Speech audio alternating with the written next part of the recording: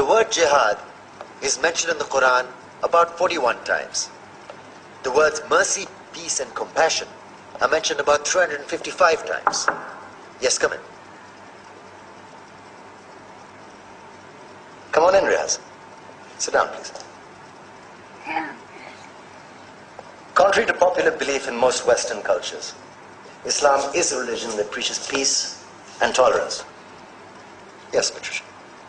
If Islam truly is a religion that preaches peace, then how come the world's most troubled spots, the West Bank, Afghanistan, Pakistan, Iraq, they're all plagued with Islamic terrorism? Well, that depends on your definition of terrorism. Some might argue that the U.S. invasions of countries like Iraq and Afghanistan are also acts of terrorism. No, those were acts of war to get rid of despotic regimes. Or a means of getting at a country's oil. Conspiracy theories. Well, May I? Yes, please. Go ahead, Riaz. Mr. Khan is right. I mean, if we're talking about terrorists, the world's biggest terrorists are the white superpowers. Come on now. No, really, stop and think about it. Explain 9/11. Okay.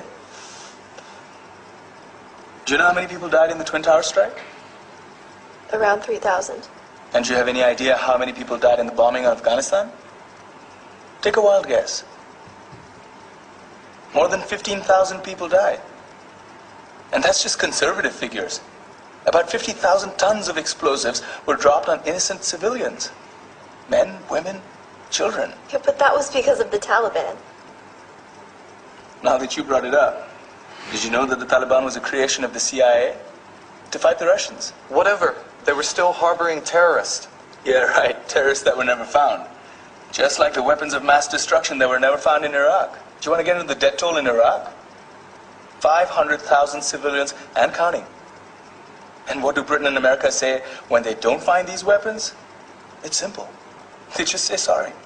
And still refuse to relinquish control of these countries. What are you trying to say? What I'm trying to say is that just because you're American, wear a fancy suit, and call yourself the president, doesn't make you any less of a terrorist. I'm saying that if you don't stop meddling in other people's countries, you will face a backlash. If Muslims like you feel that way, then why don't you get out of our country? We will. As soon as you promise to leave ours.